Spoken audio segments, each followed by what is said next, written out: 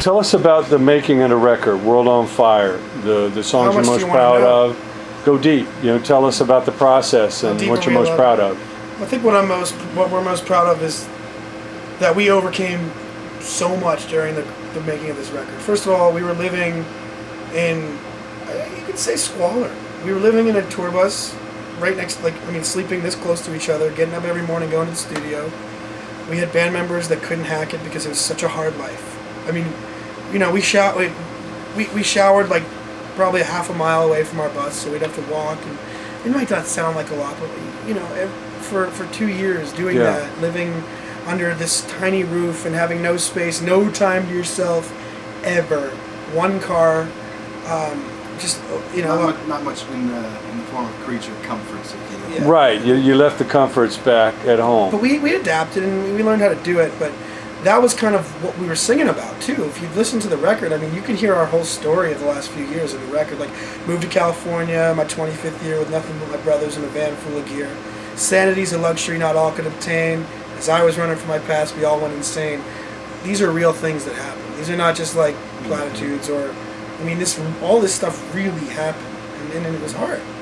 And so there's so much of us in the record. It's like, a lot of rock and roll bands write songs about nothing. There's beauty to writing songs about nothing. I love songs about nothing, where it's just like, this is a great song, you can rock out to it. But then I've always been the kind of person who loves finding out what a song's about and then re-listening. And that's the beauty of this record, is like, if you look deep, you're going to find out that every one of these songs is about something very specific. And you can find out what it is. But we did it in a way that I think that it can relate to anybody. Like a monster running around in your head, that's about something very specific that I don't share too often because it's very personal. But if you find out, that, hey, that's something that we can all relate to, but it's actually a very, very specific topic. Mm-hmm. So it's just, this is what we put into our music and into the record. Now, just like the fact that we started with one producer and ended with another. We started with one bass player and ended with another. We started with one guitar player and ended with another. There were a lot of changes that went through in this record.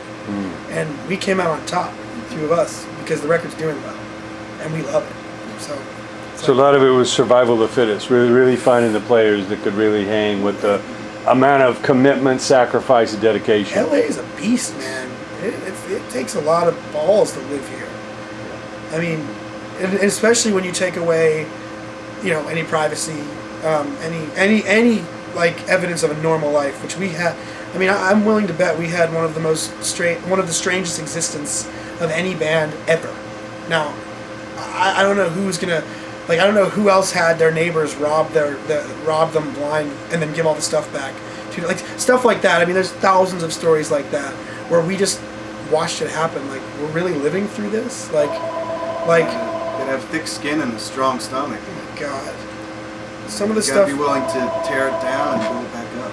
But it's kind of also really fun too, because you get to live this fantasy. Like, it's almost like it's like a novel.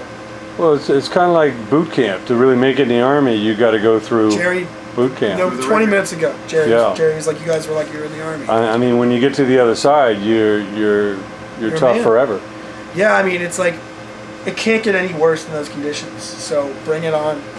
Bring on anything you got. Like our last tour, we were in negative 17-degree weather in Des Moines, and our tour bus had no heat because the batteries were all frozen, so we couldn't generate heat. We had no electricity because the batteries were all frozen. So negative 17-degree outside, about negative 13 degrees inside. We had all of our clothing on, and then all of a sudden our tour bus, or our van, which tows all of our gear, crashes into the bus. So stuff like that. I'll never be cold again after that. We've just lived through so many experiences that have turned us into what we are. Bring it on. What can you throw at us that we haven't already survived? What? People are like, well, when you get successful, it's gonna be really hard. I don't know about that. The unsuccessful shit is really hard. I think that when we have some money in our pockets and we have, all that glory that comes with being in a great rock and roll band, I think it's gonna come very naturally to us. Bring on the success. I'm ready for it. It's not the kind of thing, people are always talking about well, you gotta watch, you don't want to get too big for your britches or whatever the term is. Mm-hmm. Well, we've paid our dues and we're ready for that payoff. So, Well, with such a changing music industry, you know, what we had with the old-fashioned record labels and the record stores and everything is obviously evolving. What is your approach with this record? What is most important to you? What is your kind of strategy and angle, you know, given the lay of the land, to further establish yourself? Never turn down opportunities, that's for sure. Every chance to expose yourself, expose your music, is a good one. I think You never know who's listening. You know, Yeah. there's just A so lot, many outlets. lot of playing. Get these songs heard. I think it's traveling. I mean, we've been in every part of the country in 2014. That's one thing that'll never change. Yeah, Just put us on the Get on road. the road. Gypsies. Yeah, you know, as long as we got gas money and food and somewhere to stay, not even. The key is to play, work. First of all, that's fun. That's what we want to do anyways. We want to be in a different city every night. That's the kind of people we are, you know. So I think the key is to just tour the record. Like, I mean, there's nothing I'd rather do than play this record start to finish everywhere we go. Like, that's what we want to do. So it's like, really all we have to do is do exactly what we want to do, and we're good. Because I think there might be bands out there that we had people in our band who hated being on the road. I personally, like, it's so exciting for me. Like, It's an adventure. just to be traveling. That's what's fun about, for me. Like, and there's some people that love being at home. I know tons of people like that. I'm just not one of those. Partly because we don't really have homes, you know. But home is the bus, man. Home is the tour bus. Home is where you are, right? So, and being on stage is Home like, is the stage. It's not where you're from, it's where you're at. yeah, and being on the stage, man, we just thrive there, just like every musician should. Yeah. Well, tell us any stories of having to kind of adapt to a crowd, like you're on a bill with a band that's harder or softer, different sound. Any situations where you really I mean, kind of challenging to I think every night. fit the crowd? I think we embrace that challenge. Always have. You know, we've played in so many different scenarios and in front of so many different crowds, and it's all music. You know, it's all entertainment. So, sure, we've had to play acoustic shows. We've had to play to more, country crowds, dance crowds, and we enjoy playing it all. So we like to infuse anything element into our music. So we enjoy and embrace. You know, if we need to maybe sound a little more, get a little more funky with it, sure. Get a little more we usually like have a little pep talk. western with it, sure. We're like a football team. We literally huddle up during the night. We huddle up next to the drum kit. I'm here, Mark's here, Sean's here. We look at Ty, we're like, guys, what's next? This crowd's hungry for some rock and roll. Let's play World on Fire. This crowd wants to dance. Let's play Home Side Up. You know, this crowd wants whatever. And that's kind of, you know, we do write set lists, but there are nights where we write a set list and then you just gotta deviate because, like, I was thinking while Ty was talking, a great example is like, when we just got off tour with ZZ Top, and at first, you know, we were thinking like, we got to really bring the ruckus because it's ZZ Top and they're like this rock band. But when we played Call Me Up at the Palace Theater in Denver for like 3,500 people, we got to stand, like it was a theater, people sit. After, by the time we were done, now we're talking about adapting, right? We just decided to not necessarily adapt, just go with it. By the time we were done, it was the loudest ovation I've ever heard from a crowd. Everyone was standing. It was an incredible moment because sometimes it's more important to do what you do. And like, this is what we are, check it out. And then it's sometimes if you adapt too much, people see through it.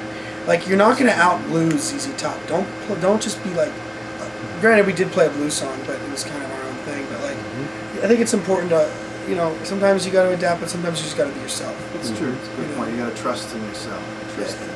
It's Sure. like, and another thing, Jerry once told me very early on, I think it was like at our first, that breakfast, where there were those green bean French fries. I remember eating those. Like, it was a weird thing, I remember. But he told me that the most important thing in the music business is songs, right? Isn't that really the most important thing? It's what lives on after the band. So a good song is going to be a good song, and a music fan will appreciate it. So as long as you're playing songs that are, and there are so many bands, and I'm not afraid to say this, there are so many bands out there that can't write a song, right? And that's why, that's my problem with music, is that Just because you can play the guitar doesn't mean you can write a song.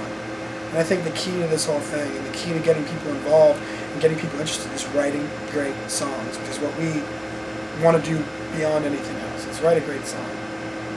It's the most important thing. Yeah. I mean, it's one of the reasons why these heritage acts continue to do big shows, because people want to go hear the songs Those songs they grew up mean with. It's the everything. soundtrack of their life. I mean, there's nothing more important to me than Stairway to Heaven. When I hear it, I stop everything and I just listen. And it brings me back to when I was like 7 years old. My brother showed me that the green and red Zeppelin record, and I listened to Stairway to Heaven 30 times in a row, and I was like, there's nothing in the world that can compare to this. I don't even know what it is, and it's a great song. It's everything. It's amazing. Well, tell us about the rest of the unit that you have now, the people that have. Well, I will Fit say in. that Mark is probably going to be very upset that he's not here because he's an audiophile. He's a music junkie. Okay, this kid, he's a vinyl collector. He's He's like a historian. He's like an encyclopedia. it's insane. And he's a great rock and roll bass player. The guy holds it down like no other. He's just the sweetest guy in the world. Women are obsessed with him. Like, you can't compete with this guy with females. I mean, I can. But nobody else can. And then we just got a kid in the band who is the next Stevie Ray Vaughan. He's a bluesman, like a true bluesman, understands it. He's a tone freak. He understands amplifiers better than anyone I've ever met. He just turned 21. He joined the band on his 21st birthday. He's the happiest kid in the world. We just went on the most successful tour we've ever had, and that was his first introduction to the band. And I do not foresee the band. This is the lineup. This is it. This is the lineup. And we've had great people in the past, but nothing like this. Sure. Ty and I bring people in over the years, because the band is, and the new guys will tell you, Tyler Bond, Michael Linder, we started 28 North. We've seen it from its infancy to its adolescence to now its young adulthood, whatever. And, I think what I've always said is anyone that comes in has to be better than us. And these two are they're there. They're that good.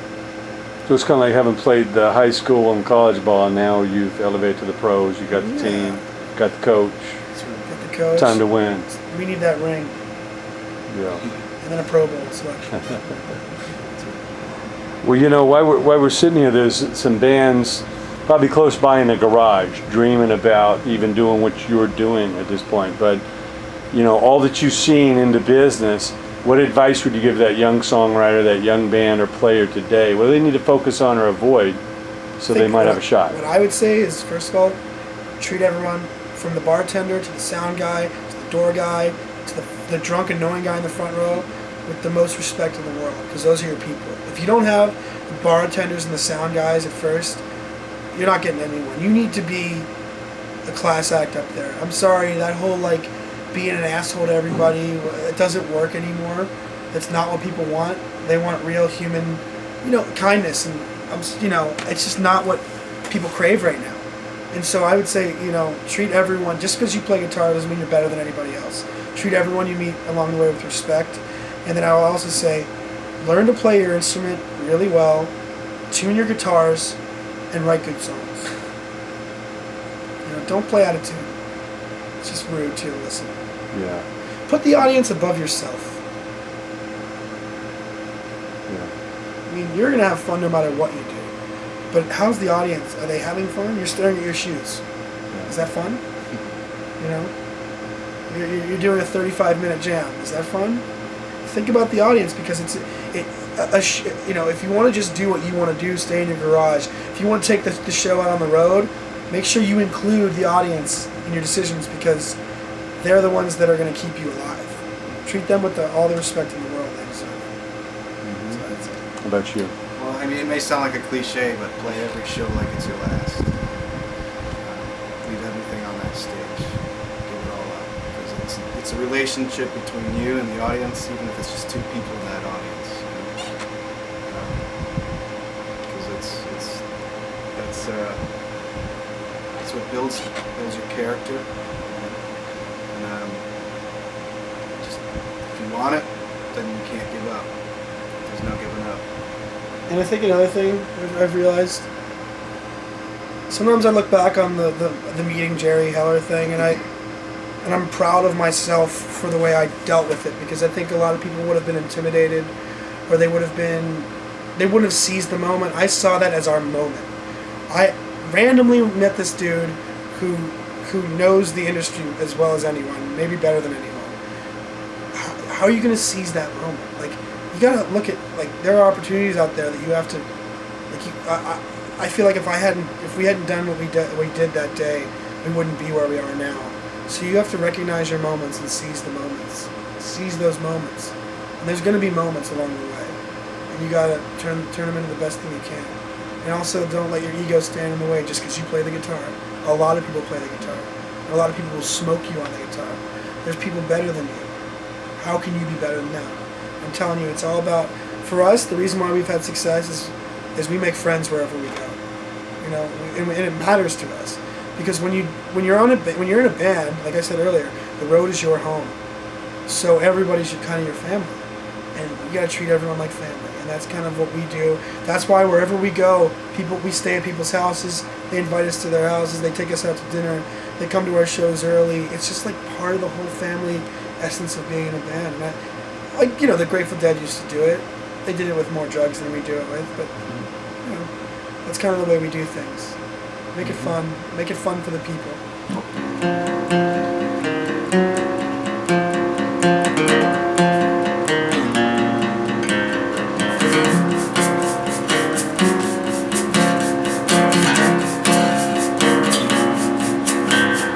Her innocence compels me. Memories won't fade. Her body overwhelms me. A feeling that I can't explain.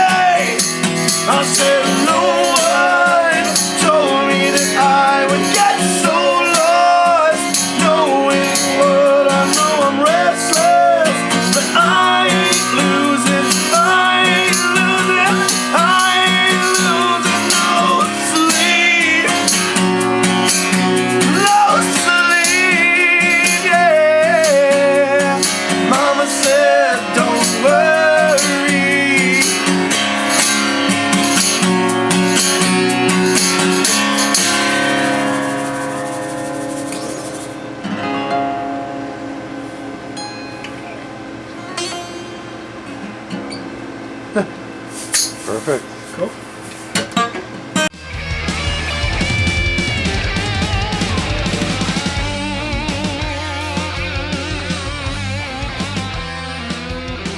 Hey, I'm Tyler. I'm Michael. This is 28 North. If you got music in your soul, you got indie power.